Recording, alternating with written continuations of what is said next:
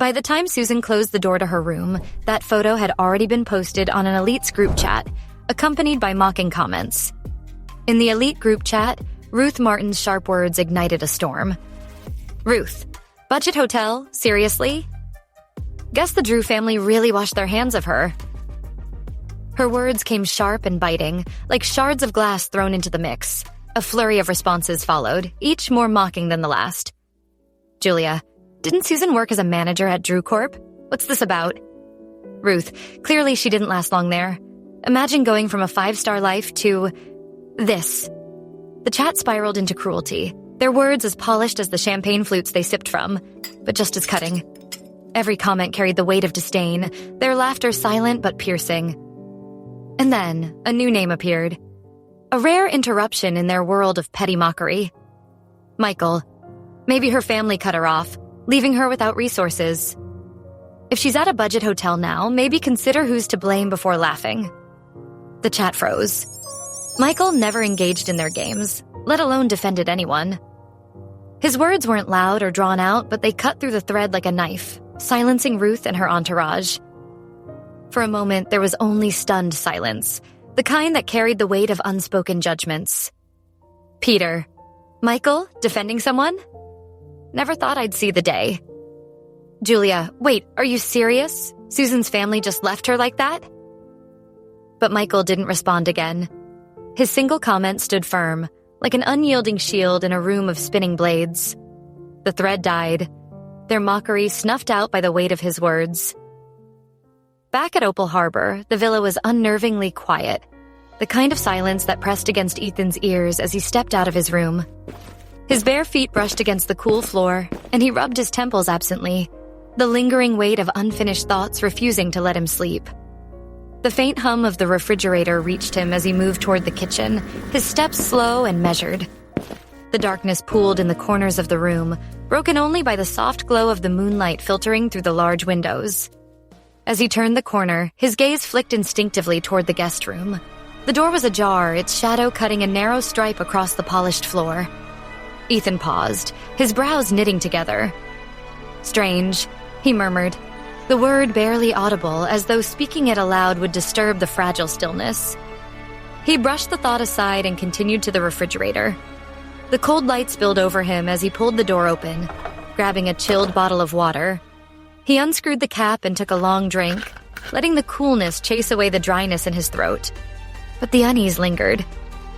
Setting the bottle on the counter, he exhaled slowly, his gaze drifting back toward the guest room.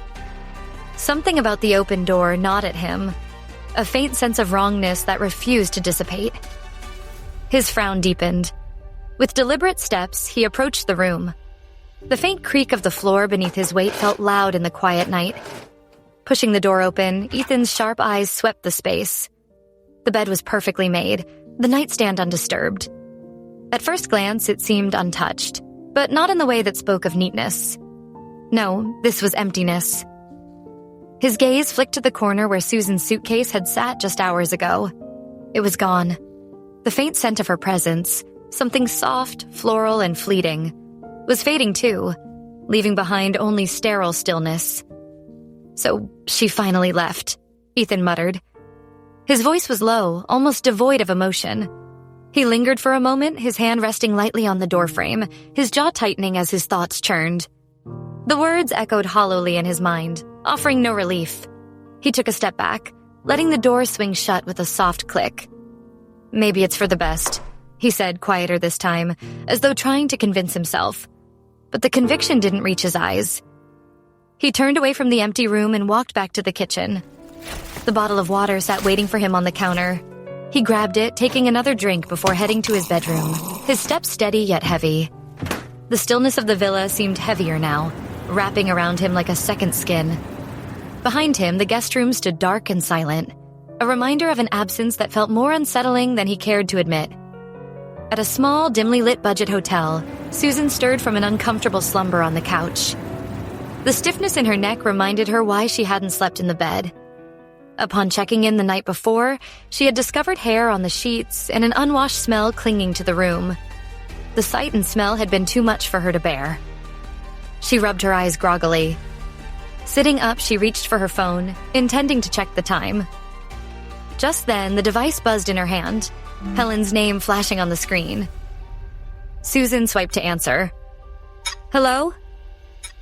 Babe. Helen's voice was sharp, tinged with concern. Why are you in a budget hotel? Weren't you living with your husband? Susan blinked in confusion. How do you know that? Come on, everyone's talking about it in the group chat, Helen said, her voice filled with frustration.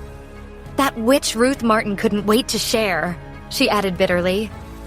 She even dragged up your past, Helen continued, her tone growing sharper, saying you got kicked out of the Drew household because Sophia is back. Now all those hypocrites who envy you for being the perfect Drew daughter are having a field day mocking you. Susan exhaled slowly, her chest tightening. Ruth Martin, of course it would be her. A daughter from another affluent California family, Ruth had always harbored jealousy towards Susan. Her stunning looks and stellar academic achievements had made her a target for Ruth's passive-aggressive wrath over the years. Oh, Susan muttered, her voice subdued. That's all you're going to say? Aren't you furious? Helen demanded.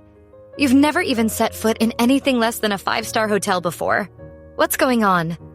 Susan hesitated for a moment before confessing. Things have changed. My dad cut off all my cards and I don't have much money on me. Ethan, he told me to leave. Why didn't you call me? Helen's voice softened, tinged with worry. It was late, Susan explained. I didn't want to wake you up. You're such an idiot sometimes. Tell me where you are. 40 minutes later, Helen arrived at the hotel, her hurried footsteps echoing through the narrow hallway. She pushed the door open and immediately took in the sight of the cramped, dodgy room. A faint grimace crossed her face as she noticed a stash of escort service cards slipped under the door. She turned to Susan, shaking her head. You shouldn't be here. This isn't right for you. Come on, leave this place and stay at mine. Susan smiled faintly, shaking her head. No, Helen. You have a boyfriend, and it wouldn't feel right imposing on you long term. I'll figure something out. I'm planning to rent a place. Helen frowned, clearly unconvinced. You're too stubborn for your own good, you know that? She sighed, placing a reassuring hand on Susan's shoulder. If you need anything, promise you'll call me, okay? Susan nodded, her heart swelling with gratitude. I promise. Helen sighed after a moment, nodding. You know, that's probably a good idea. Jacob came to my place last night looking for you again. He's so annoying. Susan stiffened at the mention of Jacob's name. Memories of his unwavering support once comforted her, but now his recent betrayal stung deeply. He's the last person I want to see right now. Same, Helen agreed, rolling her eyes. Then she frowned, her curiosity piqued. But you're married now. Why did Ethan kick you out in the middle of the night? Susan forced a bitter smile, her gaze dropping. It's complicated. He doesn't want us to be involved, just a temporary arrangement. Helen's brow furrowed. What happened?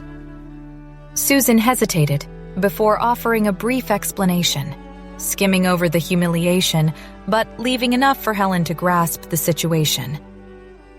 He made it clear he doesn't want me there, so I left. Helen's eyes softened, her frustration evident. That man sounds insufferable. Are you okay? Wait, that's not the end. You've just had a free taste. Now get the full story on the Pocket FM app, link in description.